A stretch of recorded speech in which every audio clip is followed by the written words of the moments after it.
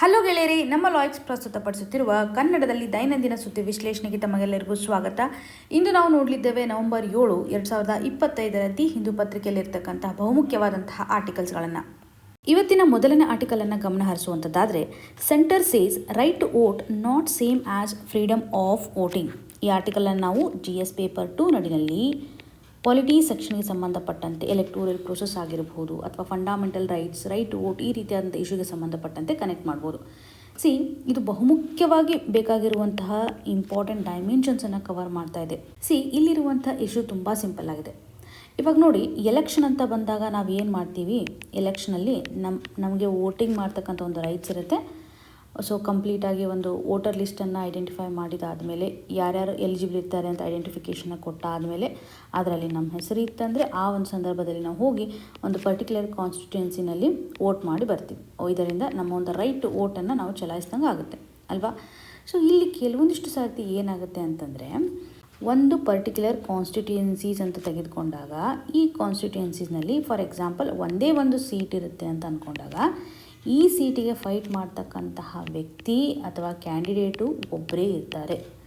So ಈ ಒಂದು ಸಂದರ್ಭದಲ್ಲಿ ಒಬ್ಬರೇ ಇರ್ತಕ್ಕಂಥ ಸಂದರ್ಭದಲ್ಲಿ ಏನಾಗುತ್ತೆ, ಪೋಲಿಂಗ್ ಮಾಡುವಂಥ ಅವಶ್ಯಕತೆ ಇಲ್ಲ, ವೋಟ್ ಮಾಡ್ತಕ್ಕಂಥ ಅವಶ್ಯಕತೆ ಇಲ್ಲ. ಸೊ ಪರ್ಟಿಕ್ಯುಲರ್ಲಿ ಇವರೇ ಎಲೆಕ್ಟೆಡ್ ಆಗಿದ್ದಾರೆ ಅಂತ ಡಿಕ್ಲೇರ್ ಮಾಡಿಬಿಡ್ತಾರಲ್ವ. ಸೊ ಈ ಒಂದು ಆಧಾರದ ಮೇಲೆ ನಾವು ಎಲೆಕ್ಷನಲ್ಲಿ ವೋಟನ್ನು ಮಾಡ್ತಕ್ಕಂಥ ಸಂದರ್ಭದಲ್ಲಿ ನೋಟ ಅನ್ನುವಂಥ ಒಂದು ಆಪ್ಷನ್ ಇರುತ್ತೆ ತಾನೆ, ನನ್ ಆಫ್ ದಿ ಅಬೋ ಅಂತ ಆಪ್ಷನ್ ಇರುತ್ತೆ ತಾನೆ. ಸೊ ಈ ಒಂದು ಆಪ್ಷನ್ನು ಸಹ ಚಲಾಯಿಸೋಕ್ಕಿಲ್ಲಿ ಆಗಲಿಲ್ಲ ಅನ್ನುವಂಥ ಒಂದು ಆರ್ಗ್ಯುಮೆಂಟನ್ನು ನಾವು ಕಾಣ್ತಾ ಇದ್ವಿ. ಸೊ ಬೇಸಿಕ್ ಚಾಲೆಂಜ್ ಅಂತಂದರೆ ಪರ್ಟಿಕ್ಯುಲರ್ಲಿ ಒಂದು ಸೆಕ್ಷನ್ ಬರುತ್ತೆ, ರಿಪ್ರೆಸೆಂಟೇಷನ್ ಆಫ್ ಪೀಪಲ್ ಆ್ಯಕ್ಟ್ ನಡೆಯಲ್ಲಿ section 53 sub clause 2 representation of people act 1951ನಲ್ಲಿ ಇದರಲ್ಲಿ ಕೆಲವೊಂದಿಷ್ಟು ರೂಲ್ಸ್ಗಳನ್ನು ನಾವು ನೋಡ್ತೇವೆ. ಪರ್ಟಿಕ್ಯುಲರ್ಲಿ ರೂಲ್ಸ್ ಅಂತ ಬಂದಾಗ ರೂಲ್ಸ್ 11 ಆಗಿರ್ಬೋದು, ಮತ್ತು ಇಲ್ಲಿ ಕೆಲವೊಂದಿಷ್ಟು ಕ್ರೈಟೇರಿಯಾ ಇದೆ, ಫಾರ್ಮ್ಸ್ 21, 21B. ಸೊ ಇವ್ರು ಏನು ಮಾಡ್ತಾರೆ, ಪ್ರಾಪರಾಗಿ ಒಂದು ಕಂಡಕ್ಟ್ ಆಫ್ ಎಲೆಕ್ಷನ್ ರೂಲ್ಸ್ಗೆ ಸಂಬಂಧಪಟ್ಟಂತೆ 1961 ಸಹ ಒಂದು ಕಾಯ್ದೆ ಇದೆ. ರಿಪ್ರೆಸೆಂಟೇಷನ್ ಆಫ್ ಪೀಪಲ್ ಆ್ಯಕ್ಟಲ್ಲಿರುವಂಥ ಒಂದು ಸೆಕ್ಷನ್ನು ಇದಾಗಿರ್ಬೋದು, ಹಾಗೂ 1961ನಲ್ಲಿರ್ತಕ್ಕಂಥ conduct of election rule. So ಈ ಒಂದು ಕಂಡಕ್ಟ್ ಆಫ್ ಎಲೆಕ್ಷನ್ ರೂಲ್ಗೆ ಸಂಬಂಧಪಟ್ಟಂತೆಯೂ ಸಹ ಕೆಲವೊಂದಿಷ್ಟು ರೂಲ್ಸನ್ನು ನೋಡ್ತಾ ಇದ್ದೀವಿ.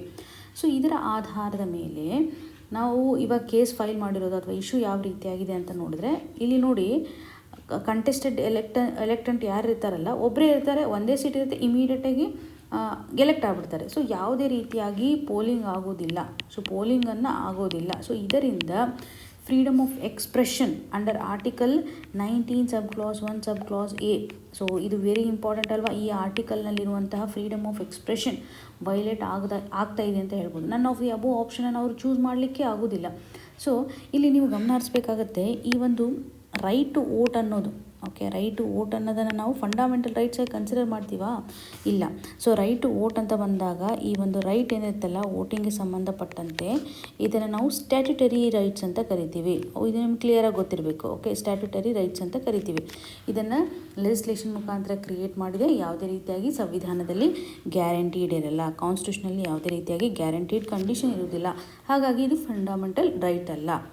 ಆದರೆ ಫ್ರೀಡಮ್ ಆಫ್ ವೋಟಿಂಗ್ ಅನ್ನೋದಿದೆಯಲ್ಲ, ಸೊ ಈ ಒಂದು ಫ್ರೀಡಮ್ ಆಫ್ ವೋಟಿಂಗ್ ಅಂತಂದರೆ ಯಾರು ಇಷ್ಟ ಬರುತ್ತೆ ಅವ್ರ ಮೇಲೆ ನಾವು ವೋಟಿಂಗನ್ನು ಮಾಡ್ಬೋದು ಅಲ್ವಾ. ದ ಫಂಡಮೆಂಟಲ್ ರೈಟ್ ಏನಿದೆಯಲ್ಲ, ಫ್ರೀಡಮ್ ಆಫ್ ಎಕ್ಸ್ಪ್ರೆಷನ್, ಸೊ ಇದಕ್ಕೆ ಕನೆಕ್ಟ್ ಮಾಡಲಿಕ್ಕೆ ಸಾಧ್ಯತೆ ಇದೆ. ಎಕ್ಸ್ಪ್ರೆಷನ್ ಅನ್ನೋದು ಕನೆಕ್ಟ್ ಆಗುತ್ತೆ ಇಲ್ಲಿ ಆಟೋಮೆಟಿಕ್ಲಿ. ಸೊ ಇದು ಒಂದು ವಯೋಲೇಷನನ್ನು ಕ್ರಿಯೇಟ್ ಮಾಡುತ್ತೆ. ಸೊ ಈ ಒಂದು ಎಕ್ಸ್ಪ್ರೆಷನನ್ನು ಮಾಡಲಿಕ್ಕೂ ಸಹ ಕೆಲವೊಂದಿಷ್ಟು constituencies ನಡಿನಲ್ಲಿ none of the above ಆಪ್ಷನನ್ನು ಇಲ್ಲಿ ಯೂಸ್ ಮಾಡಲಿಕ್ಕೆ ಆಗೋದಿಲ್ಲ ಅನ್ನುವಂಥದ್ದನ್ನು ಇವಾಗ ಪಿಟಿಷನ್ ಹಾಕಿದ್ದಾರೆ. ಇದಕ್ಕೆ ರಿಲೇಟೆಡ್ ಇರುವಂಥ ಒಂದು ಆರ್ಗ್ಯುಮೆಂಟು ನಡೀತಾ ಇದೆ. ಸೊ ಪರ್ಟಿಕ್ಯುಲರ್ಲಿ ಇಲ್ಲಿರುವಂಥ ಇಶ್ಯೂ ಸಿಂಪಲ್ಲಾಗಿ ನೀವು ಅರ್ಥ ಮಾಡ್ಕೋಬೇಕಾಗಿರೋದಂತಂದರೆ, ನೋಟಾ ಅಂತಕ್ಕಂಥ ಒಂದು ಆಪ್ಷನನ್ನು ಚೂಸ್ ಮಾಡಲಿಕ್ಕೆ ಆಗೋದಿಲ್ಲ, ಮತ್ತು ಅವರ ಒಂದು ಎಕ್ಸ್ಪ್ರೆಷನ್ ಏನಿದೆಯಲ್ಲ ರೆಸ್ಟ್ರಿಕ್ಷನ್ ಆಗ್ತಾ ಇದೆ. ಸೊ ಒಂದು ಎಕ್ಸ್ಪ್ರೆಷನ್ನ ರೆಸ್ಟ್ರಿಕ್ಟ್ ಆಗ್ತಾ ಇದೆ ಅನ್ನುವಂಥದ್ದನ್ನು ಸಹ ನಾವಿಲ್ಲಿ ಗಮನ ಹರಿಸಬೇಕಾಗುತ್ತೆ. ಪರ್ಟಿಕ್ಯುಲರ್ಲಿ ರೈಟ್ ಟು ವೋಟ್ ಆಗಿರ್ಬೋದು ಹಾಗೂ ಫಂಡಮೆಂಟಲ್ ರೈಟ್ಸ್, ಸೊ ಇವು ಯಾವುದೇ ರೀತಿಯಾಗಿ ಈಕ್ವಲ್ ಅಲ್ಲ ಅನ್ನುವಂಥದ್ದನ್ನು ನೀವು ಕ್ಲಿಯರಾಗಿ ಇಟ್ಕೋಬೇಕು. ಜೊತೆಗೆ ಈ ಒಂದು ಫ್ರೀಡಮ್ ಆಫ್ ವೋಟ್ ಅಂತ ನಾವೇನು ಹೇಳ್ತಾ ಇದ್ದೀವಿ, ಈ ಒಂದು ಫ್ರೀಡಮ್ ಆಫ್ ವೋಟ್, ಸೊ ಇದನ್ನು ನಾವು ಎಕ್ಸ್ಪ್ರೆಷನ್ಗೆ ಸಂಬಂಧಪಟ್ಟಂತೆ ಫ್ರೀಡಮ್ ಆಫ್ ವೋಟನ್ನು ಪರ್ಟಿಕ್ಯುಲರ್ಲಿ ಕನೆಕ್ಟ್ ಮಾಡ್ತಾ ಇರೋದು article 19 sub clause 1 sub clause A ನಡಿನಲ್ಲಿ. ಸೊ ನೀವಿಲ್ಲಿ ಗಮನ ಹರಿಸಬೇಕಾಗುತ್ತೆ, ಡೆಮೊಕ್ರೆಟಿಕ್ ರಿಪ್ರೆಸೆಂಟೇಷನ್ ಆಧಾರದ ಮೇಲೆ ಸಹ ಇದು ಕ್ವಶನ್ನ ಕ್ರಿಯೇಟ್ ಮಾಡ್ತಾ ಇದೆ. ಡೆಮೊಕ್ರೆಟಿಕ್ ರಿಪ್ರೆಸೆಂಟೇಷನ್ ಆಗಿರ್ಬೋದು, ಎಲೆಕ್ಟೋರಲ್ ಪಾರ್ಟಿಸಿಪೇಷನ್ಗೆ ಸಂಬಂಧಪಟ್ಟಂಥ ಒಂದು ಮೀನಿಂಗನ್ನು ಐಡೆಂಟಿಫೈ ಮಾಡಲಿಕ್ಕೆ ಮುಂದಾಗ್ತಾ ಇದೆ, ಹಾಗೂ ವೋಟರ್ಸ್ಗಳಿಗೆ ಸಂಬಂಧಪಟ್ಟಂಥ ಒಂದು ಅಟಾನಮಿಗೂ ಸಂಬಂಧಿಸಿದಂಥ ಸಹ ಕ್ವಶನ್ ಮಾರ್ಕನ್ನು ಕ್ರಿಯೇಟ್ ಮಾಡ್ತಾ ಇದೆ. ಸೊ ಹಾಗಾಗಿ ಇಲ್ಲಿರುವಂತಹ ಸೆಕ್ಷನ್ ಮೇಲೆ ಇದು ಕ್ವಶನ್ಸನ್ನು ರೇಸ್ ಮಾಡ್ತಾ ಇದೆ, ಪಿಟಿಷನ್ಸನ್ನು ಹಾಕಿದ್ದಾರೆ ಅನ್ನುವಂಥ ಒಂದು ಕ್ಲಾರಿಟಿಯನ್ನು ನಾವಿಲ್ಲಿ ತೆಗೆದುಕೊಳ್ಬೇಕಾಗುತ್ತೆ. ಇನ್ನು ಮುಂದಿನ ಆರ್ಟಿಕಲನ್ನು ಗಮನ ಹರಿಸುವಂಥದ್ದಾದರೆ justice in food. Justice in food system implies transition to health and affordable diets. ಈ ಆರ್ಟಿಕಲನ್ನು GS ಪೇಪರ್ 3 ನಡಿನಲ್ಲಿ ಪಾವರ್ಟಿ ಸೆಕ್ಷನ್ ಆಗಿರ್ಬೋದು, ಫುಡ್ ಸೆಕ್ಯೂರಿಟಿಗೆ ರಿಲೇಟೆಡ್ ಇರ್ತಕ್ಕಂಥ ಆಸ್ಪೆಕ್ಟ್ ಆಗಿರ್ಬೋದು, ಪರ್ಟಿಕ್ಯುಲರ್ಲಿ ಈ ಒಂದು ಇಶ್ಯೂ ನಮಗೆ ತುಂಬ ಇಂಪಾರ್ಟೆಂಟ್ ಆಗುತ್ತೆ. ಬಿಕಾಸ್ ಇದೊಂದು ಗ್ಲೋಬಲ್ ಲೆವೆಲಲ್ಲಿ ಮಾಡಿರ್ತಕ್ಕಂಥ ಅಸೆಸ್ಮೆಂಟ್ ಆಗಿದೆ.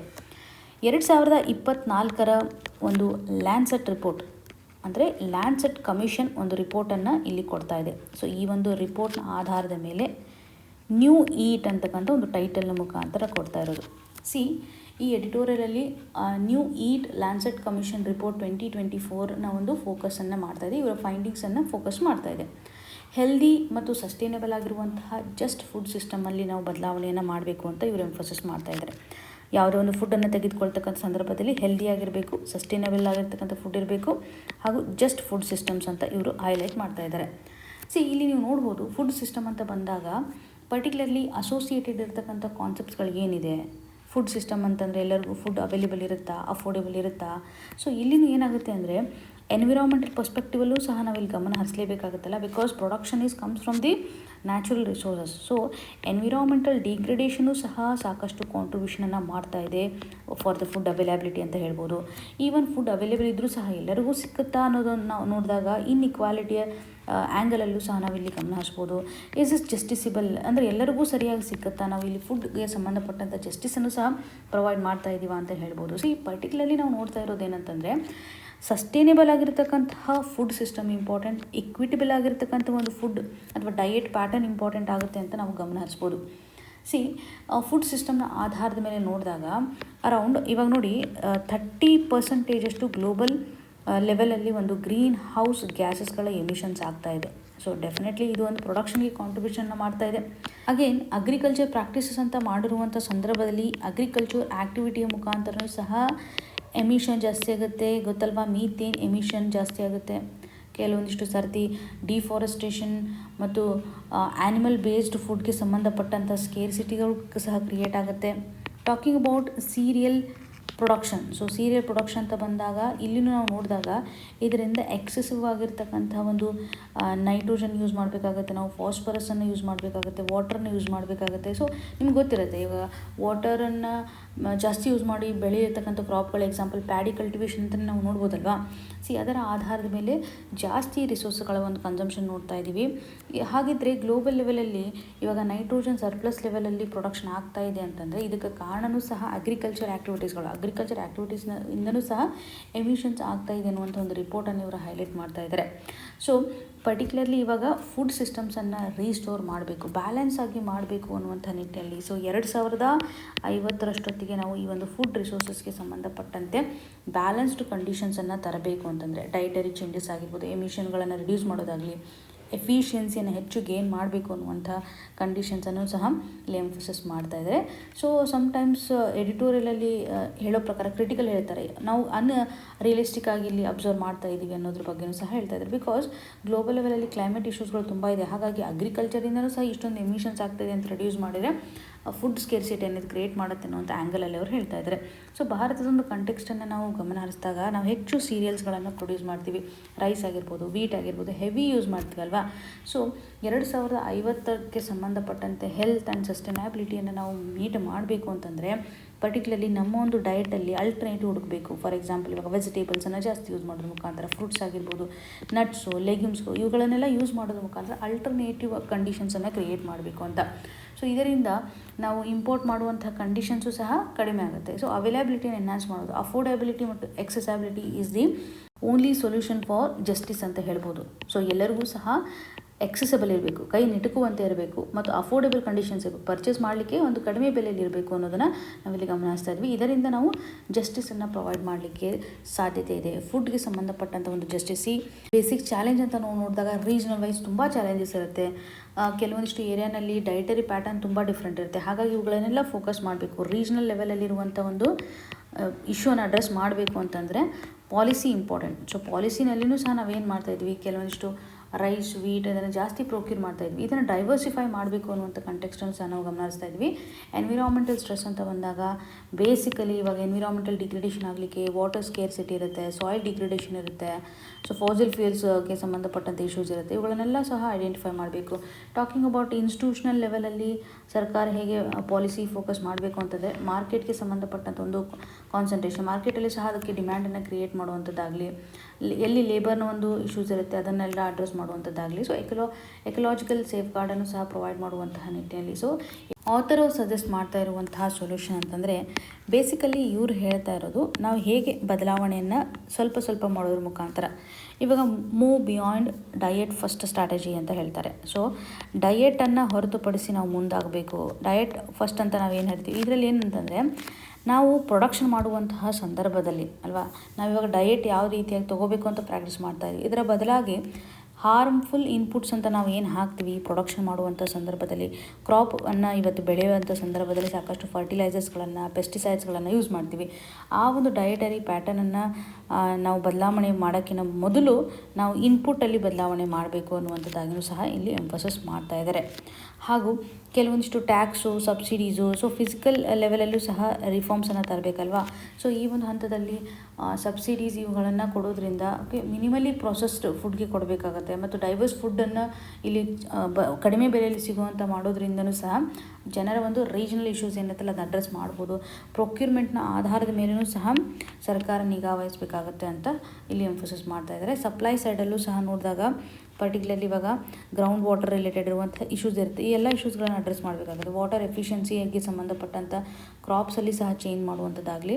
ಸೊ ಒಟ್ಟಾರೆಯಾಗಿ ಇಲ್ಲೊಂದು ಫೇರ್ನೆಸ್ಸನ್ನು ತರಬೇಕು. ಟಾಕಿಂಗ್ ಅಬೌಟ್ ಪ್ರೊಡಕ್ಷನ್ನಿಂದ ಹಿಡಿದುಬಿಟ್ಟು ಅದು ಎಷ್ಟರ ಮಟ್ಟಿಗೆ ಇವತ್ತು ಕನ್ಸ್ಯೂಮರ್ಸ್ಗೆ ರೀಚ್ ಆಗುತ್ತಲ್ಲ, ಪ್ರೊಡ್ಯೂಸ್ ಆಗಿರುವಂಥ ಕ್ರಾಪ್ ಅದು ಆ ರೀಚಿಂಗ್ ಏನಿದೆಯಲ್ಲ ಕನ್ಸ್ಯೂಮರ್ಸ್ಗೆ ಅಲ್ಲಿ ತನೂ ಸಹ ಒಂದು ಎನ್ಶೂರಿಟಿ ಅಂತ ಇರಬೇಕು. ಹಂತವಾಗಿ ಏನೇನು ಪ್ರಾಬ್ಲಮ್ಸ್ಗಳಿದ್ದಾವೆ ಇದನ್ನೆಲ್ಲ ಸಹ ಸಾಲ್ವ್ ಮಾಡ್ತಾ ಬರಬೇಕು, ಸೊಲ್ಯೂಷನ್ಸನ್ನು ತರಬೇಕು, ಫೇರ್ನೆಸ್ಸನ್ನು ತರಬೇಕು. ಇದರಿಂದ ಮಾತ್ರ ಈ ಒಂದು ಫುಡ್ ರಿಲೇಟೆಡ್ ಇರುವಂತೆ ನಾವು ಒಂದು ಸೊಲ್ಯೂಷನ್ನ ತರಲಿಕ್ಕೆ ಸಾಧ್ಯತೆ ಇದೆ, ಒಂದು ಜಸ್ಟಿಸನ್ನು ತರಲಿಕ್ಕೆ ಸಾಧ್ಯತೆ ಇದೆ ಅಂತ ನಾವು ಗಮನಿಸ್ಬೋದು. ಸೊ ಬೇಸಿಕಲಿ ಈ ಒಂದು ಇಶ್ಯೂನ GS ಪೇಪರ್ 3 ಎನ್ವಿರಾನ್ಮೆಂಟ್ಗೂ ಸಂಬಂಧಪಟ್ಟಂತೆ ಸಹ ಕನೆಕ್ಟ್ ಮಾಡ್ತಾ ಇದ್ದಾರೆ. ಸೊ ಆ ಆಧಾರದ ಮೇಲೆ ಅಗ್ರಿಕಲ್ಚರ್ ಇಶ್ಯೂ, ಫುಡ್ ಸೆಕ್ಯೂರಿಟಿ ಇವೆಲ್ಲಕ್ಕೂ ಸಹ ಬೇಕಾಗುವಂಥ ಇನ್ಫಾರ್ಮೇಷನನ್ನು ಈ ಆರ್ಟಿಕಲ್ ಮುಖಾಂತರ ನಾವು ತೆಗೆದುಕೊಳ್ಬೋದು. ಇನ್ನು ಮುಂದಿನ ಆರ್ಟಿಕಲನ್ನು ಗಮನ ಹರಿಸುವಂಥದ್ದಾದರೆ ಸೆಕೆಂಡ್ ಇಶ್ಯೂ, ಇದು ಆಲ್ರೆಡಿ ನೋಡಿರುವಂತೆ ಸರಗೆಸಿಗೆ ಸಂಬಂಧಪಟ್ಟಂತೆ ಅಗೇನ್ ಕೆಲವೊಂದಿಷ್ಟು ಇನ್ಫಾರ್ಮೇಷನ್ಸನ್ನು ಕೊಡ್ತಾ ಇದ್ದಾರೆ. ಸೊ ಪರ್ಟಿಕ್ಯುಲರ್ಲಿ ಈ ಒಂದು ಇಶ್ಯೂನ ನಾವು ಚರ್ಚೆ ಆಲ್ರೆಡಿ ಮಾಡಿದ್ದೀವಿ. ಸೊ ಏನಿದೆ ಅಂತ ಒಂದು ಸ್ವಲ್ಪ ಗ್ಲಾನ್ಸನ್ನು ಮಾಡುವಂಥದ್ದಾದರೆ ಇವಾಗ ನಿಮ್ಗೆ ಅರ್ಥ ಆಗಿರೋ ಪ್ರಕಾರ ಸರಗೇಸಿಗೆ ಸಂಬಂಧಿಸಿದಂತೆ ಸರಗೇಸಿ ಪ್ರೊಸೆಸ್ನ ಮುಖಾಂತರ ಎರಡನೇ ಮಗುವನ್ನು ಪಡೀಲಿಕ್ಕೆ ಸಾಧ್ಯತೆ ಇಲ್ಲ. ಇದು ಇವಾಗ ಸುಪ್ರೀಂ ಕೋರ್ಟಲ್ಲಿ ಎಕ್ಸಾಮಿನೇಷನ್ ಮಾಡ್ತಾ ಇರುವಂಥ ಒಂದು ಇಶ್ಯೂ ಅಂತಲೇ ಹೇಳ್ಬೋದು. ಸೊ ಇಲ್ಲಿ ಕ್ವಶನ್ ಯಾವ ರೀತಿಯಾಗಿ ರೈಸ್ ಆಗಿದೆ, ಒಂದು ರಿಪ್ರೊಡಕ್ಟಿವ್ ರೈಟ್ಸ್ಗೆ ಸಂಬಂಧಪಟ್ಟಂತೆ ಕ್ವಶನ್ ರೈಸ್ ಆಗಿದೆ. ಹಾಗೂ ಆರ್ಟಿಕಲ್ 21 ಪ್ರೊವಿಷನ್ಸನ್ನು ಸಹ ಇದು ವೈಲೇಟ್ ಮಾಡ್ತಾ ಇದೆ ಅನ್ನುವಂಥದ್ದಾಗಿ. So is it a reasonable, supreme court ಯಾವ ರೀತಿಯ ಎಕ್ಸಾಮಿನೇಷನನ್ನು ಮಾಡ್ತಾ ಇದೆ. ನಾವು ಈ ಒಂದು ಸರಗೇಸಿಗೆ ಸಂಬಂಧಪಟ್ಟಂತೆ 2021 ಒಂದು ಆ್ಯಕ್ಟ್ ನಮಗೆ ಏನು ಹೇಳುತ್ತೆ, ಸರಗೇಸಿ ರೆಗ್ಯುಲೇಷನ್ ಆ್ಯಕ್ಟ್. ಸೊ ಈ ಒಂದು ಆ್ಯಕ್ಟ್ನ ಮುಖಾಂತರ ನಾವು ಮಗುವನ್ನು ಪಡೆದುಕೊಳ್ತಾ ಇರ್ತೀವಲ್ಲ, ಅಲ್ಲಿ ಕೆಲವೊಂದಿಷ್ಟು ರೆಸ್ಟ್ರಿಕ್ಷನ್ಸನ್ನು ಹಾಕಿದ್ದಾರೆ. ಸೊ ಯಾರ್ಯಾರು ಪಡೆದುಕೊಳ್ಳಿಕ್ಕೆ ಸಾಧ್ಯತೆ ಇದೆ, ಏಜ್ ಲಿಮಿಟ್ ಏನಿದೆ ಅಂತ ನಾವು ಚರ್ಚೆ ಮಾಡಿದ್ವಿ. ಸೊ ಇದರ ಆಧಾರದ ಮೇಲೆ ನಾವು ನೋಡಿದಾಗ ರೀಸನೇಬಲಿ ರೆಸ್ಟ್ರಿಕ್ಷನ್ಸನ್ನು ಹಾಕಿದ್ದಾರೆ ಅಂತ ಎಸ್ ಅಂತ ಹೇಳ್ತಾ ಇದೆ supreme court. But talking about second child, so second child ಅಂತ ಬಂದಾಗ ರೆಸ್ಟ್ರಿಕ್ಷನ್ ಮಾಡೋದು ಎಷ್ಟರ ಮಟ್ಟಿಗೆ ಸರಿ, ಇವು ಒಂದು ಕ್ವಶನ್ಸನ್ನು ಕ್ರಿಯೇಟ್ ಮಾಡ್ತಾ ಇದೆ ಅನ್ನೋದ್ರ ಬಗ್ಗೆ ನಾವಿಲ್ಲಿ ಗಮನ ಹರಿಸ್ಬೋದು. ಸೊ ಪರ್ಟಿಕ್ಯುಲರ್ಲಿ ಇಲ್ಲಿ ಸರಗೇಸಿಗೆ ಸಂಬಂಧಪಟ್ಟಂತೆ ಇನ್ನೊಂದು ಇಂಪಾರ್ಟೆಂಟ್ ಆಸ್ಪೆಕ್ಟ್ ನಮ್ಗೆ ಗೊತ್ತಾಗಿರಬೇಕಾಗಿರೋದು ಅಂತಂದರೆ ಯಾವುದೇ ರೀತಿಯಾಗಿ ಕಮರ್ಷಿಯಲ್ ಇಲ್ಲ. ಸೊ ಕಮರ್ಷಿಯಲ್ ಆ್ಯಕ್ಟಿವಿಟಿಯನ್ನು ಕ್ಲೋಸ್ ಮಾಡಿದ್ದಾರೆ, ಕೇವಲ ಅಲ್ಟ್ರಿಸ್ಟಿಕ್ ಆ್ಯಕ್ಟಿವಿಟೀಸ್ ಇರೋದನ್ನು ನಾವು ಗಮನ ಹರಿಸ್ತಾ ಇದ್ವಿ. ಬಿಕಾಸ್ ರಿಲೇಟಿವ್ ಯಾರಿರ್ತಾರೆ, ಕ್ಲೋಸ್ ರಿಲೇಟಿವ್ ಯಾರಿರ್ತಾರಲ್ಲ ಅವ್ರು ಮಾತ್ರ ಇಲ್ಲಿ ಸರಗೇಸಿ ಒಂದು ಪ್ರೊಸೆಸನ್ನು ಫಾಲೋ ಮಾಡಲಿಕ್ಕೆ ಇನ್ವಾಲ್ವ್ ಆಗಲಿಕ್ಕೆ ಸಾಧ್ಯತೆ ಇದೆ ಅನ್ನೋದ್ರ ಬಗ್ಗೆ ನಾವು ಗಮನ ಹರಿಸ್ಬೋದು. ಅಂದರೆ ಬಾಡಿಗೆ ತಾಯಿ ಆಗಿರೋದು ಅಂಥದ್ದು. ಹಾಗೂ ಈ ಒಂದು ಆ್ಯಕ್ಟಲ್ಲಿಯೂ ಸಹ ಒಂದು ಸ್ಪೆಸಿಫಿಕ್ ಪ್ರೊವಿಷನ್ಸ್ ನಾವು ನೋಡಿದ್ವಿ. ಮೆಂಟಲಿ ಮತ್ತು ಫಿಸಿಕಲಿ ಚಾಲೆಂಜ್ ಇರುವಂಥ ಮಗು ಏನಾದರೂ ಹುಟ್ಟಿದರೆ ಮೊದಲನೇ ಚೈಲ್ಡು, ಆವಾಗ ಸೆಕೆಂಡ್ ಚೈಲ್ಡನ್ನು ಪಡಿಲಿಕ್ಕೆ ಅವಕಾಶವನ್ನು ಕೊಡ್ತಾರೆ. ಏನಾದರೂ ಥ್ರೆಟನಿಂಗ್ ಡಿಸಾರ್ಡರ್ ಇರಬೇಕು. ಆದರೆ ಲೀಗಲಿ ನಾವು ನೋಡಿದಾಗ ಇದು ಕ್ವಶನ್ ಮಾರ್ಕನ್ನು ಕ್ರಿಯೇಟ್ ಮಾಡ್ತಾ ಇದೆ ಅಂತ ಹೇಳ್ಬೋದು. ಪರ್ಟಿಕ್ಯುಲರ್ಲಿ ಸರ್ಕಾರದ ಒಂದು ವಾದವನ್ನು ಗಮನಹರಿಸಿದಾಗ ಇದು ಫಂಡಾಮೆಂಟಲ್ ರೈಟ್ ಆಗಿ ಕನ್ಸಿಡರ್ ಮಾಡಲ್ಲ. ಇವಾಗ ಸೆಕೆಂಡ್ ಚೈಲ್ಡನ್ನು ಅಲೋ ಮಾಡ್ತಾ ಇದ್ದಾರೆ. ಸೊ ಸರಗೆಸಿಯನ್ನು ನಾವು ಏನು ಮಾಡ್ತಾ ಇದ್ವಿ, ಸಂಬಂಧಪಟ್ಟಂತೆ ಸೆಕೆಂಡ್ ಚೈಲ್ಡನ್ನು ಒಂದು ಎಕ್ಸೆಪ್ಷನಲ್ ಕಂಡೀಷನಲ್ಲಿ ಕೊಡ್ತಾ ಇದ್ವಿ. But it is not a fundamental rights ಅನ್ನುವಂಥದ್ದಾಗಿಯೂ ಸಹ ಕ್ಲಾರಿಫಿಕೇಷನ್ಸನ್ನು ಕೊಡ್ತಾ ಇದೆ. ಸೊ ಸರ್ಕಾರದ ವತಿಯಿಂದ ಹೇಳ್ತಾ ಇರೋದಂದರೆ ಫಂಡಾಮೆಂಟಲ್ ರೈಟ್ ಅಲ್ಲ, ಸರಗೆಸಿ ಯಾವುದೇ ರೀತಿಯಾದಂಥ ಫಂಡಾಮೆಂಟಲ್ ರೈಟ್ ಅಲ್ಲ. ಬಿಕಾಸ್ ನಾವು ಇಲ್ಲಿ ಏನು ಮಾಡ್ತಾ ಇದ್ದೀವಿ ಅಂದರೆ ಬೇರೆ ಒಂದು ಮಹಿಳೆಯ ಬಾಡಿಯನ್ನು ಯೂಸ್ ಮಾಡ್ತಾ ಇದ್ದೀವಿ ಅಲ್ವಾ. ಸೊ ಅಲ್ಲಿ ಅವರ ಒಂದು ಗರ್ಭವನ್ನು ಯೂಸ್ ಮಾಡೋದ್ರ ಮುಖಾಂತರ ಮಗುವನ್ನು ಪಡಿತಾ ಇದ್ದೀವಿ. ಹಾಗಾಗಿ ಸ್ವಲ್ಪ ರೀಸನೇಬಲ್ ರೆಗ್ಯುಲೇಷನ್ಸನ್ನು ಸಹ ನಾವಿಲ್ಲಿ ಮಾಡಬೇಕಾಗತ್ತೆ. ಯಾರಿಗೆ ಇವಾಗ ಮಕ್ಕಳಿಲ್ಲ ಅವರು ಪಡಿಲಿಕ್ಕೆ ಸಾಧ್ಯತೆ ಇದೆ. ಆದರೆ ಸೆಕೆಂಡ್ ಚೈಲ್ಡ್ಗೆ ಸಂಬಂಧಪಟ್ಟಂತೆ ನಾವು ನೋಡಿದಾಗ ಎಕ್ಸೆಪ್ಷನ್ಸ್ ಕೇಸನ್ನು ನೋಡ್ತಾ ಇದ್ವಿ. ಬಟ್ ಇವಾಗ ಸುಪ್ರೀಂ ಕೋರ್ಟ್ ಹೇಗೆ ಎಕ್ಸಾಮಿನೇಷನ್ ಮಾಡುತ್ತೆ ಅನ್ನೋದನ್ನು ನಾವಿಲ್ಲಿ ಗಮನ ಹರಿಸಬೇಕಾಗುತ್ತೆ. ಬಿಕಾಸ್ ಆರ್ಟಿಕಲ್ 21 ಒಂದು ಕ್ವಶನ್ ಇಲ್ಲಿ ಕ್ರಿಯೇಟ್ ಆಗಿದೆ. Right to life and personal ಲಿಬರ್ಟಿಗೆ ಸಂಬಂಧಪಟ್ಟಂತೆ ಈ ಒಂದು ಇಶ್ಯೂ ಕ್ರಿಯೇಟ್ ಆಗಿದೆ ಅಂತ ನಾವು ಗಮನ ಹರಿಸ್ಬೋದು. ಸೊ ಈ ಒಂದು ಇಶ್ಯೂ ನಮಗೆ ಎಕ್ಸಾಮಿನೇಷನ್ ಪರ್ಸ್ಪೆಕ್ಟಿವಲ್ಲಿ ಇಂಪಾರ್ಟೆಂಟ್. ಬಿಕಾಸ್ ಇಲ್ಲಿ ಕಮರ್ಷಿಯಲ್ ಎಕ್ಸ್ಪ್ಲಾಟೇಷನ್ನ ಕಡಿಮೆ ಮಾಡೋದ್ರ ಮುಖಾಂತರ ಸಹ ಒಂದು ಒಳ್ಳೆಯ ಸ್ಟೆಪ್ಪನ್ನು ತೆಗೆದುಕೊಂಡಿದೆ ಅಂತ ಹೇಳ್ಬೋದು. ಹಾಗೂ ಯಾವುದೇ ರೀತಿಯಾಗಿ ಸೆಕೆಂಡ್ ಚೈಲ್ಡ್ಗೆ ಸಂಬಂಧಪಟ್ಟಂತೆ ಲಾಸ್ ಇಲ್ಲ, ಅಂದರೆ ಲಿಮಿಟೇಷನ್ಸ್ಗೆ ಸಂಬಂಧಪಟ್ಟಂತೆ ಲಾ ಇಲ್ಲ. ಬಟ್ ಇದು ನಿಜವಾಗ್ಲೂ ಒಂದು ರೈಟ್ಸನ್ನ ವೈಲೇಟ್ ಮಾಡ್ತಾ ಇದೆಯಾ, ಸುಪ್ರೀಂ ಕೋರ್ಟ್ ಏನು ಎಕ್ಸಾಮಿನೇಷನ್ ಮಾಡುತ್ತೆ. ಬಿಕಾಸ್ ಸಮ್ಟೈಮ್ಸ್ ಏನಾಗುತ್ತೆ, ಇವಾಗ ಒಂದು ಮಗುವನ್ನು ಸಾಕಿ ಕೆಪೇಬಲ್ ಇದ್ದಾಗ ಇನ್ನೊಂದು ಮಗುವನ್ನು ಸಹ ನೋಡ್ಕೊಳ್ಳಿಕ್ಕೆ ಕೆಪೇಬಲ್ ಇದ್ದರೆ, ಸೊ ಆ ಒಂದು ಸಂದರ್ಭದಲ್ಲಿ ನಾವು ಪ್ರಿವೆನ್ಷನ್ ಮಾಡೋದು ಎಷ್ಟು ಮಟ್ಟಿಗೆ ಸರಿ. ಓಕೆ, ಕೆಲವೊಂದಿಷ್ಟು ಪೇರೆಂಟ್ಸ್ಗಳು ಜೆನ್ಯೂನ್ ಆಗಿ ಇನ್ನೊಂದು ಮಗು ಬೇಕು ಅಂತ ಬರ್ತಿರ್ತಾರೆ. ಸೊ ಈ ಒಂದು ಸಂದರ್ಭದಲ್ಲಿ ಎಲ್ಲ ಇದ್ರೂ ಸಹ ಈ ಒಂದು ಲಾ ಲಿಮಿಟೇಷನ್ಸನ್ನು ಮಾಡುತ್ತಾ ಅನ್ನುವಂಥ ಒಂದು ಕ್ವಶನ್ ಮಾರ್ಕನ್ನು ಸಹ ನಾವಿಲ್ಲಿ ಗಮನ ಹರಿಸ್ತಾ ಇದ್ದೀವಿ. ಇನ್ನು ಮುಂದಿನ ಆರ್ಟಿಕಲನ್ನು ಗಮನ ಹರಿಸುವಂಥದ್ದಾದರೆ, CAG plans to create 2 new cadre for more centralisation. So CAG ಅವರು ಒಂದು ಅಪ್ರೂವಲನ್ನು ಮಾಡ್ತಾ ಇದ್ದಾರೆ, ಸ್ಪೆಷಲೈಸ್ಡ್ ಕ್ಯಾಡರ್ಸ್ಗಳನ್ನು ಕ್ರಿಯೇಟ್ ಮಾಡಬೇಕು ಅಂತ. ಆಡಿಟಿಂಗ್ಗೆ ಸಂಬಂಧಪಟ್ಟಂತೆ particularly Indian audit and account department ನಡಿನಲ್ಲಿ 2 ರೀತಿಯಂಥ ಸ್ಪೆಷಲೈಸ್ಡ್ ಕ್ಯಾಡರ್ಸ್ಗಳನ್ನು ಮಾಡೋದ್ರ ಮುಖಾಂತರ ಎಫಿಷಿಯನ್ಸಿ ಎನ್ಹಾನ್ಸ್ ಆಗುತ್ತೆ. ಸೊ ಬೇಸಿಕಲಿ ಅವ್ರು ಏನು ಮಾಡ್ತಾ ಇದ್ದಾರೆ, ಸೆಂಟ್ರಲೈಸೇಷನ್ ಮುಖಾಂತರನೇ ಒಂದು ಸ್ಪೆಷಲೈಸೇಷನ್ ಮತ್ತು ಎಫಿಷಿಯನ್ಸಿಯನ್ನು ಒಳಗೊಂಡಂತೆ, ಕ್ಷಮತೆಯನ್ನು ಒಳಗೊಂಡಂತೆ ಸೆಂಟ್ರಲೈಸ್ಡ್ ಗೌರ್ಮೆಂಟ್ ಫೈನಾನ್ಸ್ ಕಂಡೀಷನ್ಸನ್ನು ತರಬೇಕು ಅಂತ. ಸೊ ಪರ್ಟಿಕ್ಯುಲರ್ಲಿ ಇವ್ರು ಹೇಳ್ತಾ ಇರೋದು ಏನಂತಂದರೆ, ನೀವು ಅಬ್ಸರ್ವ್ ಮಾಡಿ, ಸೆಂಟ್ರಲ್ ಲೆವೆಲಲ್ಲಿ ಒಂದು ರೆವಿನ್ಯೂ ಆಡಿಟ್ಗೆ ಸಂಬಂಧಪಟ್ಟಂತೆ ಒಂದು ಕ್ಯಾಡರ್ ಆಗಬೇಕು. ಓಕೆ, ದಿಸ್ ಇಸ್ ಪರ್ಟಿಕ್ಯುಲರ್ಲಿ ಒಂದು ಆದಾಯಕ್ಕೆ ಸಂಬಂಧಿಸಿದಂತೆ ರೆವಿನ್ಯೂ ರಿಲೇಟೆಡ್ ಇರುವಂತೆ ಒಂದು ಆಸ್ಪೆಕ್ಟು. ಇನ್ನೊಂದು ಏನಂತಂದರೆ ಪರ್ಟಿಕ್ಯುಲರ್ಲಿ ಸೆಂಟರ್ಗೆ ಎಕ್ಸ್ಪೆಂಡಿಚರ್ ರಿಲೇಟೆಡ್ ಇರತಕ್ಕಂಥ ಆಡಿಟಿಂಗ್ ಮೆಕ್ಯಾನಿಸಮ್. ಸೊ ಅಂದರೆ ಒಂದು ಕ್ಯಾಡರನ್ನು ಇಲ್ಲಿ ತರಬೇಕು ಅಂತಲೂ ಸಹ ಇವರು ಎಂಫೋಸಿಸ್ ಮಾಡ್ತಾ ಇದ್ದಾರೆ. ಸೊ ಪರ್ಟಿಕ್ಯುಲರ್ಲಿ ನಾವು ಇಲ್ಲಿ ಅಬ್ಸರ್ವ್ ಮಾಡಬೇಕಾಗಿರೋದು, ಈ 2 ಕ್ಯಾಡರನ್ನು ಬಂದಾಗ ಏನು ಹೆಲ್ಪ್ ಆಗುತ್ತೆ, ಯಾವ ರೀತಿಯಾಗಿ ಹೆಲ್ಪ್ ಆಗುತ್ತೆ, ಈ ಸ್ಪೆಷಲೈಸೇಷನ್ ಆಗುತ್ತಲ್ಲ. ಸೊ ರೆವಿನ್ಯೂ ಮೇಲೆ ಒಬ್ಬರು ಫೋಕಸ್ ಮಾಡ್ಬೋದು, ಒಂದು ಎಕ್ಸ್ಪೆಂಡಿಚರ್ ಅಂತ ಏನು ಕರಿತೀವಿ, ಖರ್ಚು ಯಾವ ರೀತಿಯಾಗಿ ಅದ್ರ ಬಗ್ಗೆ ಒಬ್ಬರು ಫೋಕಸ್ ಮಾಡ್ಬೋದು. ಅಂದರೆ ಒಂದು ಪರ್ಟಿಕ್ಯುಲರ್ ಸೆಂಟ್ರಲೈಸ್ಡ್ ಏಜೆನ್ಸಿ ಅಂತಲೇ 2 ಡೊಮೇನ್ ಎಕ್ಸ್ಪರ್ಟ್ಸ್ಗಳನ್ನು ನಾವಿಲ್ಲಿ ತರಬಹುದು. ಇದರಿಂದ ಎಫಿಷಿಯನ್ಸಿ ಎನ್ಹಾನ್ಸ್ ಆಗುತ್ತೆ. ಪ್ರೊಬ್ಯಾಬಲಿ ಫ್ರಮ್ 1 ಜನವರಿ 2026 ಎಫೆಕ್ಟಿವ್ ಆಗುವಂಥ ಒಂದು ಸಾಧ್ಯತೆ ಇರುತ್ತೆ. ಇದರಿಂದ ಆಡಿಟ್ ಪ್ರೊಫೆಷನ್ಸ್ಗಳ ಒಂದು ಎಫಿಷಿಯನ್ಸಿ ಎನ್ಹಾನ್ಸ್ ಆಗುತ್ತೆ. ಸೊ ಪಾಲಿಸೀಸ್ಗಳನ್ನು ಟ್ರಾನ್ಸ್ಫರ್ ಮಾಡ್ತಕ್ಕಂಥ ಸಂದರ್ಭದಲ್ಲಿ ಯಾವ ರೀತಿಯಾಗಿ ಲಯಬಿಲಿಟಿ ಇದೆ, ಇವುಗಳನ್ನೆಲ್ಲ ಪ್ರಾಪರಾಗಿ ಆಡಿಟ್ ಮಾಡಲೇಬೇಕಾಗುತ್ತಲ್ಲ. ಹಾಗಾಗಿ ಎಕ್ಸಿಸ್ಟಿಂಗ್ ಪ್ರಾಬ್ಲಮ್ಸ್ ಏನಿದೆ ಅಂತಂದರೆ, ಪ್ರಸ್ತುತವಾಗಿ ನೋಡೋದಾದರೆ ಒಂದೇ ಸಿವಿಲ್ ಆಡಿಟ್ ಆಫೀಸ್ ಎಲ್ಲನೂ ಕೋಆರ್ಡಿನೇಷನ್ ಮಾಡಬೇಕು, ಬೇಜಾನ್ ಚಾಲೆಂಜಸ್ಗಳಿರುತ್ತೆ. ಇವುಗಳನ್ನೆಲ್ಲೂ ಸಹ ರಿಸಾಲ್ವ್ ಮಾಡಲಿಕ್ಕೆ ಒಂದು ಸೊಲ್ಯೂಷನನ್ನೇ ತಂದಿದ್ದಾರೆ ಅಂತ ಹೇಳ್ಬೋದು. ಈ ಒಂದು ರಿಫಾರ್ಮ್ಗೆ ಸಂಬಂಧಪಟ್ಟಂತೆ ನಾವು ನೋಡಿದಾಗ ಫ್ಲೆಕ್ಸಿಬಲ್ ಮ್ಯಾನ್ ಪವರ್ ಮ್ಯಾನೇಜ್ಮೆಂಟನ್ನು ಸಹ ನಾವಿಲ್ಲಿ ಮಾಡ್ದಂಗೆ ಆಗುತ್ತೆ, ರಿಸೋರ್ಸಸ್ಗಳನ್ನು ಎಫೆಕ್ಟಿವಾಗಿ ಯೂಸ್ ಮಾಡ್ದಂಗೆ ಆಗುತ್ತೆ, ಮತ್ತು ಕ್ವಾಲಿಟಿ ವೈಸ್ ಆಡಿಟ್ ಮಾಡಲಿಕ್ಕೂ ಸಹ ಹೆಲ್ಪ್ ಆಗುತ್ತೆ ಅಂತ ಗಮನ ಹರಿಸ್ಬೋದು. ಸೊ ಇದರಿಂದ ಎಕ್ಸ್ಪರ್ಟೀಸ್ಗಳು ಎಫಿಷಿಯೆಂಟಾಗಿ ವರ್ಕ್ ಮಾಡ್ತಾರೆ, ಕ್ವಾಲಿಟಿ ಇಂಪ್ರೂವೈಸ್ ಆಗುತ್ತೆ, ರಿಸೋರ್ಸಸ್ಗಳ ಒಂದು ಯೂಸ್ನೂ ಆಗುತ್ತಲ್ಲ ಎಫಿಷಿಯೆಂಟಾಗಿ, ಮತ್ತು ಸೆಂಟ್ರಲ್ ಫೈನಾನ್ಸನ್ನು ಪ್ರಾಪರಾಗಿ ಹದ್ದಿನ ಕಣ್ಣಿನಿಂದ ನೋಡಲಿಕ್ಕೆ ಸಾಧ್ಯತೆ ಇದೆ. ಇದರಿಂದ ಅಕೌಂಟಬಿಲಿಟಿ, ಟ್ರಾನ್ಸ್ಪರೆನ್ಸಿ ಇವೆಲ್ಲವೂ ಸ್ಟ್ರಾಂಗ್ ಆಗುತ್ತೆ ಅಂತ ಹೇಳ್ಬೋದು. ಇದರಿಂದ ಒಂದು ಇನ್ಸ್ಟಿಟ್ಯೂಷನು ಸ್ಟ್ರೆಂಥನ್ ಆಗುತ್ತೆ. ಸೊ ಈ ಒಂದು ಮೆಕ್ಯಾನಿಸಮ್ ಇಂಪಾರ್ಟೆಂಟ್. ಇದರ ಒಂದು ಬೆನಿಫಿಟ್ ಏನಿದೆಯಲ್ಲ ನಮಗೆ ತುಂಬ ಇಂಪಾರ್ಟೆಂಟ್ಲಿ ಬೇಕಾಗುತ್ತೆ ಅನ್ನೋದನ್ನು ಗಮನಿಸ್ಬೋದು. ಸೊ 4 ಪಾಯಿಂಟ್ಸ್ಗಳನ್ನು ನೀವು ಇಲ್ಲಿ ನೋಡೋದಾದರೆ, ಪರ್ಟಿಕ್ಯುಲರ್ಲಿ ಇನ್ಸ್ಟಿಟ್ಯೂಷನ್ಗೆ ಸಂಬಂಧಪಟ್ಟಂತೆ ಸ್ಟ್ರಾಂಗ್ ಆಗುತ್ತೆ ಅನ್ನೋದಾಗಲಿ, ಸೆಂಟ್ರಲ್ ಫೈನಾನ್ಸ್ಗೆ ಸಂಬಂಧಿಸಿದಂತೆ ನಾವು ಟ್ರಾನ್ಸ್ಪರೆನ್ಸಿಯನ್ನು ಎನ್ಶೂರ್ ಮಾಡ್ಬೋದು, ಎಫಿಷಿಯೆಂಟಾಗಿ ರಿಸೋರ್ಸಸ್ಗಳನ್ನು ಬಳಕೆ ಮಾಡ್ಬೋದು, ಕ್ವಾಲಿಟಿಯೂ ಸಹ ಇದು ಇಂಪ್ರೂವ್ ಮಾಡುತ್ತೆ ಅಂತ ನಾವು ಆಲ್ರೆಡಿ ನೋಡಿದ್ದೀವಿ. ಸೊ ಇಲ್ಲಿ ಕ್ಯಾಗ್ಗೆ ಸಂಬಂಧಪಟ್ಟಂತೆಯೂ ಸಹ ನಿಮಗೆ ಸಾಕಷ್ಟು ಸರ್ತಿ ಕ್ವಶನ್ಸನ್ನು ಕೇಳ್ತಾರೆ. ಕ್ಯಾಗ್ ರಿಲೇಟೆಡ್ ಇರುವಂತೆಯೂ ನೀವು ನೋಡ್ಕೊಳ್ಳೇಬೇಕಾಗುತ್ತೆ.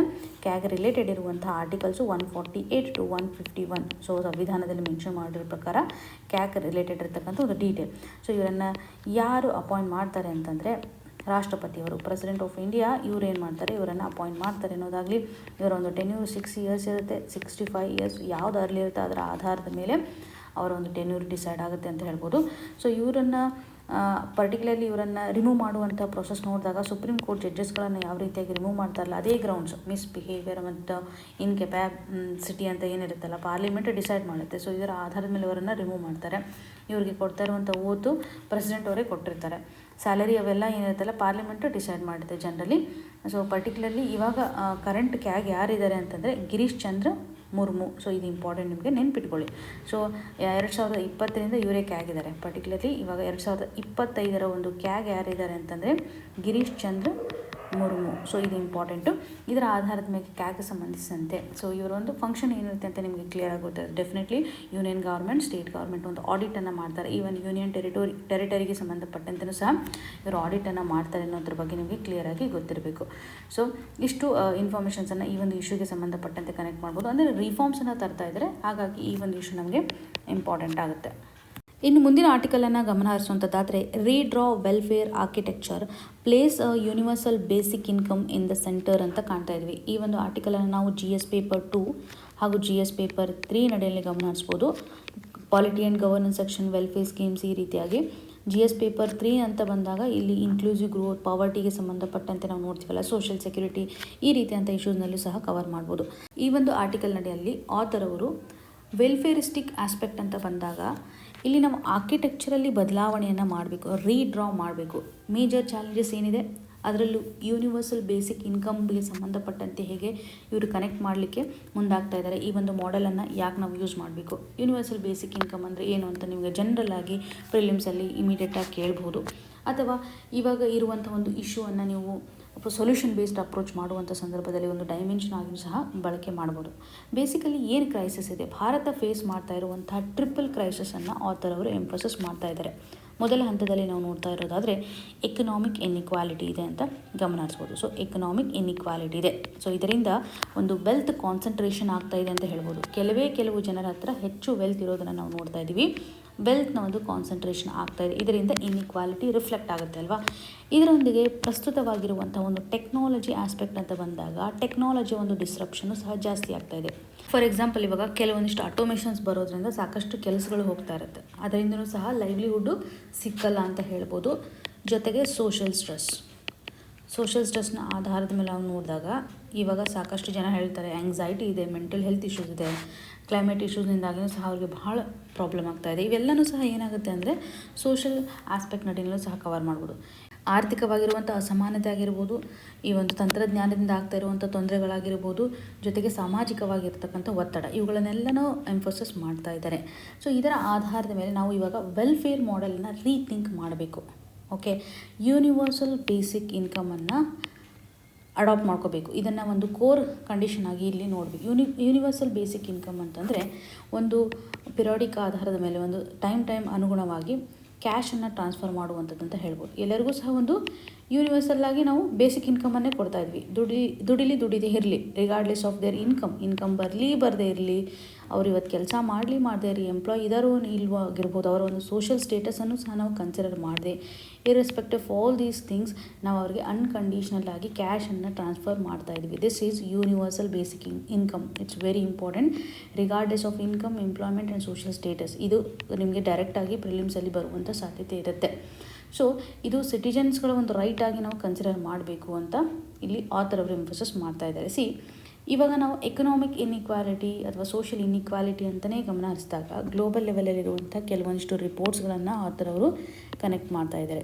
ಫಾರ್ ಎಕ್ಸಾಂಪಲ್ ಪರ್ಟಿಕ್ಯುಲರ್ಲಿ ಇವಾಗ ನಿಮಗೆ ಗಿನಿ ಕೊಯಿಫಿಷಿಯಂಟ್ ಅಂತ ಗೊತ್ತಿರುತ್ತೆ. ಸೊ ಈ ಒಂದು ವೆಲ್ತ್ಗೆ ಸಂಬಂಧಪಟ್ಟಂತೆ ಗಿನಿ ಕೊಯಿಫಿಷಿಯಂಟ್ ಅಂತ ನೋಡಿದಾಗ ಭಾರತದ ಒಂದು ಗಿನಿ ಕೊಯಿಫಿಷಿಯಂಟ್ ಜನರಲಿ 2023ನ ಒಂದು ರಿಪೋರ್ಟ್ ನಮ್ಗೆ ಹೇಳೋ ಪ್ರಕಾರ 75 ಸ್ಕೋರನ್ನು ಮಾಡ್ತಾ ಇದೆ. ಇದರಿಂದ ಗ್ಲೋಬಲ್ ಲೆವೆಲಲ್ಲಿ ಹೈಯೆಸ್ಟ್ ಇನ್ಇಕ್ವಾಲಿಟಿಯನ್ನು ಇದು ಹೊಂದಿದೆ ಭಾರತ. ಸೊ ನೀವು ನೋಡ್ಬೋದು ಟಾಪ್ 1% ಅಷ್ಟು ಜನ ಮಾತ್ರ 40% ಅಷ್ಟು ಭಾರತದ ಒಂದು ವೆಲ್ತನ್ನು ಹೊಂದಿದ್ದಾರೆ. ಓಕೆ, ಕೇವಲ ನಾವು ಅರ್ಥ ಮಾಡ್ಕೋಬೋದು ಟಾಪ್ 10% ಅಷ್ಟು ಜನ 77% ಅಷ್ಟು ವೆಲ್ತನ್ನು ಕಂಟ್ರೋಲ್ ಮಾಡ್ತಾ ಇದ್ದಾರೆ ಅಂತ ಹೇಳ್ಬೋದು. ಸೊ ವೆಲ್ತನ್ನು ಹೊಂದಿರೋದಾಗಲಿ ಟೋಟಲ್ ವೆಲ್ತನ್ನು ಕಂಟ್ರೋಲ್ ಮಾಡ್ತಾ ಇರುವಂಥ ಸ್ಥಿತಿಗತಿಗಳಿದ್ದಾವೆ. ಸೊ ನಾವು GDP ಲೆವೆಲಲ್ಲಿ ಇವಾಗ ಗ್ರೋತನ್ನು ಕಾಣ್ತಾ ಇದ್ದೀವಿ ಅಂತ ಒಂದೆಡೆ ತೋರಿಸ್ತಾ ಇದ್ದರೆ 8.4% ಅಷ್ಟು ಗ್ರೋತ್ ನಮಗೆ 2023 ಹಾಗೂ 24ರಲ್ಲಿ ಹೊಂದಿದ್ದೇವೆ. ಬಟ್ ಈ ಒಂದು ಗ್ರೋತ್ ಇದ್ರೂ ಸಹ ಬಟ್ ಅನ್ಇವನ್ ಡಿಸ್ಟ್ರಿಬ್ಯೂಷನ್ ಇದೆ ಅಂತ ನಾವು ಗಮನಿಸ್ಬೋದು. ಈವನ್ 2023ರಲ್ಲಿ ಇರ್ತಕ್ಕಂತಹ ಒಂದು ವರ್ಲ್ಡ್ ಹ್ಯಾಪಿನೆಸ್ ರಿಪೋರ್ಟ್ ಇದರ ಪ್ರಕಾರನೂ ಸಹ 126 ಪೊಸಿಷನ್ಗೆ ಇಂಡಿಯಾ ಹೊಂದಿದೆ ರಿಫ್ಲೆಕ್ಷನ್ ತೋರಿಸುತ್ತೆ ಅಂತ ನಾವಿಲ್ಲಿ ನೋಡ್ಬೋದು. ಹಾಗೂ ತಂತ್ರಜ್ಞಾನದಿಂದ ಆಗ್ತಾ ಇರುವಂತಹ ಒಂದು ಡಿಸ್ರಪ್ಷನ್ ಅಥವಾ ಟೆಕ್ನಾಲಜಿಕಲ್ ಡಿಸ್ರಪ್ಷನ್ ನಡಿನಲ್ಲಿ ಆಟೋಮೇಷನ್ಸ್ ಅಂತ ನೋಡ್ತಾ ಇದ್ದೀವಿ. ಆರ್ಟಿಫಿಷಿಯಲ್ ಇಂಟೆಲಿಜೆನ್ಸ್ ಆಗಿರ್ಬೋದು, ChatGPT ಇವೆಲ್ಲವೂ ಸಹ ಏನಾಗುತ್ತೆ ಗ್ಲೋಬಲ್ ಲೆವೆಲಲ್ಲಿ ವರ್ಕ್ ಫೋರ್ಸನ್ನು ರಿಮೂವ್ ಮಾಡ್ತಾ ಇದೆ. ಸೆಮಿ ಸ್ಕಿಲ್ಡ್ ಆಗಿರ್ಬೋದು ಅಥವಾ ಇನ್ಫಾರ್ಮಲ್ ವರ್ಕರ್ಸ್ಗಳಾಗಿರ್ಬೋದು, ಇವರೆಲ್ಲನೂ ಸಹ ಮೋರ್ ವಲ್ನರೇಬಲ್ ಆಗಿದ್ದಾರೆ. ಇದರಿಂದ ತುಂಬ ಇಂಪ್ಯಾಕ್ಟನ್ನು ಹೊಂದ್ತಾ ಇದ್ದಾರೆ ಅಂತಲೂ ಹೇಳ್ಬೋದು. ಸೊ ಹಾಗಾಗಿ ಯೂನಿವರ್ಸಲ್ ಬೇಸಿಕ್ ಇನ್ಕಮ್ ಇಲ್ಲಿ ಇಂಪಾರ್ಟೆಂಟ್ ಅಂತ ನಾವಿಲ್ಲಿ ಗಮನಿಸ್ತೀವಿ. ಅಂದರೆ ಯಾವಾಗಾದರೂ ಜಾಬ್ ಲಾಸ್ ಆದರೆ ಇಮಿಡಿಯೇಟಾಗಿ ಯೂನಿವರ್ಸಲ್ ಬೇಸಿಕ್ ಇನ್ಕಮ್ ಸಹಕಾರಿ ಆಗುತ್ತೆ ಅಂತ. ಮೊದಲ ಹಂತದಲ್ಲಿ ಎಕನಾಮಿಕ್ ಆ್ಯಂಡ್ ಸೋಷಿಯಲ್ ಇನ್ಇಕ್ವಾಲಿಟಿ ಆಗಿರ್ಬೋದು, ಟೆಕ್ನಾಲಜಿ ಆಸ್ಪೆಕ್ಟ್ ಆಗಿರ್ಬೋದು. ಸೊ ಅಗೇನ್ ಆಥರ್ ಅವರು ಹೇಳ್ತಾ ಇರೋದು ಅಡ್ಮಿನಿಸ್ಟ್ರೇಷನ್ಗೆ ಸಂಬಂಧಪಟ್ಟಂಥ ಒಂದು ಇನ್ಎಫಿಷಿಯನ್ಸಿ ಅಂತಲೂ ಸಹ ಫೈಂಡ್ ಔಟ್ ಮಾಡ್ತಾ ಇದ್ದಾರೆ. ಸೊ ಇನ್ಎಫಿಷಿಯನ್ಸಿ ಅಂತಂದರೆ ಇವಾಗ ಎಕ್ಸಿಸ್ಟಿಂಗ್ ವೆಲ್ಫೇರ್ ಸ್ಕೀಮ್ಸ್ಗಳು ಏನಿದೆಯಲ್ಲ ತುಂಬ ಫ್ರ್ಯಾಗ್ಮೆಂಟೆಡ್ ಆಗಿದೆ. ಸಾಕಷ್ಟು ಕಡೆ ಲೂಪ್ ಹೋಲ್ಸನ್ನು ತೋರಿಸ್ತಾ ಇದೆ. ಅಂದರೆ ನಾವು ಇವಾಗ ಸರ್ಕಾರ ತಂದಿರುವಂಥ ಸ್ಕೀಮ್ಸು ಸಹ ಯಾರಿಗೆ ಟಾರ್ಗೆಟ್ ಮಾಡಿದರೆ ಅದು ರೀಚ್ ಆಗ್ತಾ ಇಲ್ಲ. ಸೊ ಕೆಲವೊಂದಿಷ್ಟು ಏರಿಯಾಗಳನ್ನು ಎಕ್ಸ್ಕ್ಲೂಷನ್ ಮಾಡ್ತಾ ಇರುವಂಥ ಸ್ಥಿತಿಗತಿಗಳು ಆಗಿರ್ಬೋದು. ಇವಾಗ ಈ ಕಂಪ್ಲೀಟಾಗಿ ನಾವು ಯಾವುದೇ ರೀತಿಯಾಗಿ ಅವರ ಒಂದು ಸೋಷಿಯಲ್ ಸ್ಟೇಟಸ್, ಇನ್ಕಮ್, ಎಂಪ್ಲಾಯ್ಮೆಂಟನ್ನೆಲ್ಲ ಕನ್ಸಿಡರ್ ಮಾಡದೆ ಒಂದು ಪ್ರಾಪರ್ ಇನ್ಕಮ್ ಕೊಟ್ಬಿಟ್ರೆ ಆಯ್ತಲ್ಲ. ಇದರ ಆಧಾರದ ಮೇಲೆ ಸಹ ಪ್ಯಾರಲಲ್ ಆಗಿ ಎಕನಾಮಿಕ್ ಆ್ಯಕ್ಟಿವಿಟೀಸ್ಗಳು ಸಹ ಬೂಸ್ಟ್ ಆಗುತ್ತೆ. ಆದಾಯ ಇದ್ದಾಗ ಆಟೋಮೆಟಿಕ್ಲಿ ಬೂಸ್ಟ್ ಆಗುತ್ತೆ ಅಂತ ಹೇಳ್ಬೋದು. ಸೊ ಎಲ್ಲರಿಗೂ ಬೇಕಾಗಿರುವಂಥ ಒಂದು ಇನ್ಕಮನ್ನು ಪ್ರೊವೈಡ್ ಮಾಡಬೇಕು. ಇದರಿಂದ ಯೂನಿವರ್ಸಲ್ ಬೇಸಿಕ್ ಇನ್ಕಮನ್ನು ಸ್ಟ್ರೀಮ್ ಲೈನ್ ಆಗಿ ಟಾರ್ಗೆಟೆಡ್ ಪೀಪಲ್ಗೆ ಕೊಡೋದ್ರ ಮುಖಾಂತರ ಈ ಒಂದು ಬ್ಯೂರೋಕ್ರಸಿ ಹರ್ಡಲ್ಸ್ಗಳೇನಿರುತ್ತಲ್ಲ ಅಡ್ಮಿನಿಸ್ಟ್ರೇಟಿವನ್ನು ಎಫಿಷಿಯೆಂಟಾಗಿ ಮಾಡ್ಬೋದು. ಸೊ ಆಧಾರ್ ಮುಖಾಂತರ ಡೈರೆಕ್ಟ್ ಬೆನಿಫಿಟ್ ಟ್ರಾನ್ಸ್ಫರನ್ನು ಸಹ ಮಾಡೋದ್ರ ಮುಖಾಂತರ ನಾವು ಯೂನಿವರ್ಸಲ್ ಬೇಸಿಕನ್ನು ಎನ್ಶೋರ್ ಮಾಡ್ಬೋದು ಅಂತ ಆಥರ್ ಅವರ ಒಂದು ವಾದ ಆಗಿದೆ. ಹಾಗೆ ಒಂದು ಮಾರಲ್ ಅಥವಾ ಫಿಲಾಸಫಿಕಲ್ ಕೇಸ್ ಅಂತಲೂ ಸಹ ನಾವು ಕನ್ಸಿಡರ್ ಮಾಡಿದಾಗ ಇವಾಗ ಪರ್ಟಿಕ್ಯುಲರ್ಲಿ ಸಿಟಿಜನ್ಗೆ ಬೇಕಾಗ್ತಕ್ಕಂಥ ಒಂದು ರಿಕ್ವೈರ್ಮೆಂಟ್ಸನ್ನು ಫುಲ್ಫಿಲ್ ಮಾಡೋದು ಸ್ಟೇಟ್ನ ರೆಸ್ಪಾನ್ಸಿಬಿಲಿಟಿ ಆಗುತ್ತೆ. ಓಕೆ, ಸಿಟಿಜನ್ ಸೆಂಟ್ರಿಕ್ ಅಪ್ರೋಚನ್ನು ತೆಗೆದುಕೊಳ್ಬೇಕಾಗುತ್ತೆ. ನೀವು directive principles of state policy ಅಂತ ನೋಡಿದಾಗ ಸೊ ಅಲ್ಲಿ ನಿಮ್ಗೆ ಗೊತ್ತಾಗುತ್ತೆ ವೆಲ್ಫೇರಿಸ್ಟಿಕ್ ರಿಲೇಟೆಡ್ ಇರುವಂತೆ ಅವೆಲ್ಲ ಪ್ರೊವಿಷನ್ಸ್ಗಳು ಹೇಗೆ ನಮ್ಮ ಒಂದು ಜನರನ್ನು ಫೋಕಸ್ ಮಾಡುತ್ತೆ, ಯಾವ ಸೆಕ್ಷನ್ಗೆ ಫೋಕಸ್ ಮಾಡುತ್ತೆ ಅದನ್ನು ನೀವು ಗಮನ ಹರಿಸ್ಬೋದು. ಸೊ ಇದರ ಆಧಾರದ ಮೇಲೆ ಸಿಟಿಜನ್ ಮತ್ತು ಸ್ಟೇಟ್ಗೆ ಸಂಬಂಧಪಟ್ಟಂಥ ಒಂದು ರಿಲೇಷನ್ಶಿಪ್ಪನ್ನು ಎನ್ಹ್ಯಾನ್ಸ್ ಮಾಡಬೇಕು ಅಂತಂದರೆ ರೈಟ್ ಬೇಸ್ಡ್ ಸಿಟಿಜನನ್ನು ಇಲ್ಲಿ ತರಬೇಕು ಅಂತಂದರೆ ಯೂನಿವರ್ಸಲ್ ಬೇಸಿಕ್ ಇನ್ಕಮ್ ಸಹಕಾರಿ ಆಗುತ್ತೆ ಅಂತ ನಾವು ಹೇಳ್ಬೋದು.